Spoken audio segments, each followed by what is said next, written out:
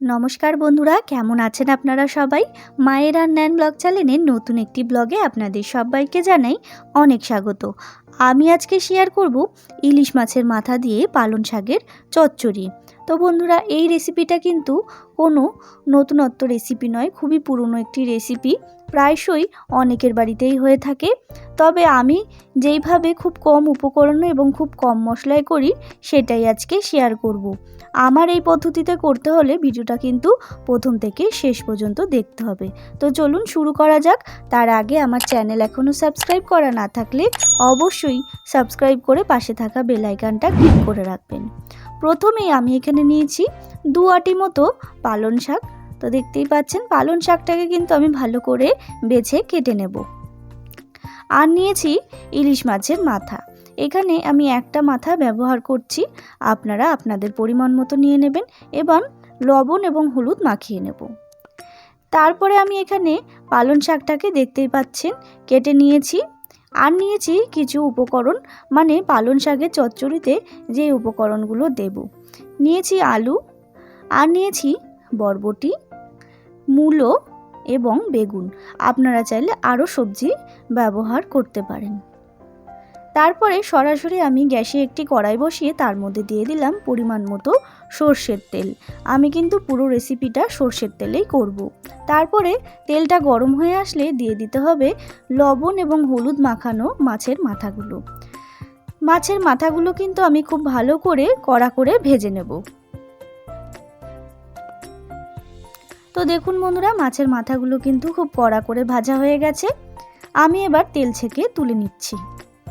তারপরে ওই মাছের মাথা ভাজা তেলের মধ্যে আমি দিয়ে দিলাম ফোড়নের জন্য কালো জিরে, আর দিয়ে দিচ্ছি শুকনো লঙ্কা। এবার একটুখানি ভেজে নেব ফোড়নটাকে। ফোড়নটা একটু ভাজা হয়ে গেলে দিয়ে দিতে হবে পরিমাণ মতো লবণ। লবণটা দিয়েই দিয়ে দিতে হবে সমস্ত কেটে রাখা সবজিগুলো। সমস্ত সবজিগুলো দিয়ে কিন্তু আমি খুব ভালো করে ভেজে নেব। আর এই ফোড়নটা দেওয়ার পরে সবজিগুলো ভাজলে কিন্তু বেশ সবজিগুলোর মধ্যে ফোড়নের ফ্লেভারটা ঢুকে যায়, তাতে কিন্তু খেতে আরও অসাধারণ লাগে। তো দেখুন বন্ধুরা, কথা বলতে বলতে কিন্তু সবজিগুলো প্রায় 40% মতো ভাজা হয়ে গেছে, দেখতেই পাচ্ছেন। এরপরে দিয়ে দিলাম পরিমাণ মতো হলুদ গুঁড়ো, আর দিয়ে দিচ্ছি ঝাল অনুযায়ী কয়েকটা চেরা কাঁচা লঙ্কা। আপনারা আপনাদের ঝাল অনুযায়ী দিয়ে দেবেন। এরপর হলুদ গুঁড়োটা দিয়ে আবারও একটু নাড়িয়ে চাড়িয়ে নিচ্ছি, যাতে হলুদের কাঁচা গন্ধটা একেবারে চলে যায়। হলুদের কাঁচা গন্ধটা চলে গেলে তারপরে দিয়ে দিতে হবে কেটে ধুয়ে রাখা পালং শাকগুলো। পালং শাকগুলো কিন্তু আমি পুরো সবজির উপরে দিয়ে দিচ্ছি। আর আমি এখানে চাপা দিয়ে, মানে ঢাকা দিয়ে কিন্তু রান্না করব না, তাতে কিন্তু পালং শাকগুলো একেবারে জল ছেড়ে যাবে, যেহেতু এটা কচি পালং শাক। তো দেখুন বন্ধুরা, এবার ভালো করে কিন্তু আমি শাকগুলোকে নাড়িয়ে নিচ্ছি। ঠিক এইরকমভাবেই কিন্তু আমি সমস্ত শাকটা রান্না করে নেব খুব ভালো করে।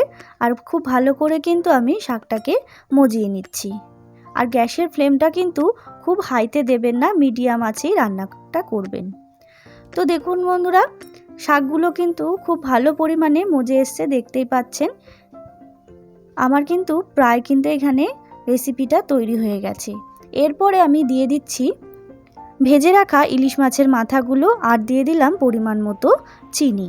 চিনিটা এই কারণেই দিলাম, যেহেতু কচি শাক অনেকটা পরিমাণেই জল উঠেছিল, তাই একটু জলসা ভাবটা কাটানোর জন্য চিনিটা ব্যবহার করলাম। আপনারা চাইলে চিনিটা নাও ব্যবহার করতে পারেন। এরপরে আমি মাছের মাথাগুলোকে ভেঙে বেশ মাথাগুলোকে নাড়িয়ে চাড়িয়ে নিচ্ছি। তো দেখুন বন্ধুরা, মাছের মাথাগুলো কিন্তু নাড়িয়ে চাড়িয়ে নিয়েছি, দেখতেই পাচ্ছেন। আমার কিন্তু এখানে প্রায় রেডি এই পালং শাকের চচ্চড়ি রেসিপি। তো চলুন আমি এবার সার্ভ করে দিচ্ছি। এইবার গরম গরম ভাতের সাথে ইলিশ মাছের মাথা দিয়ে পালং শাকের রেসিপি সার্ভ করে দেখবেন। ঠিক এই পদ্ধতিতে রান্না করে দেখবেন, ভীষণ ভালো লাগবে খেতে। আমার এই রেসিপিটা কেমন লাগলো অবশ্যই কমেন্ট করে জানাবেন। ভালো লাগলে অবশ্যই একটা লাইক শেয়ার করতে ভুলবেন না। আমার যারা নতুন বন্ধুরা আছে তারা আমার চ্যানেলটাকে সাবস্ক্রাইব করে আমার পাশে থাকবেন।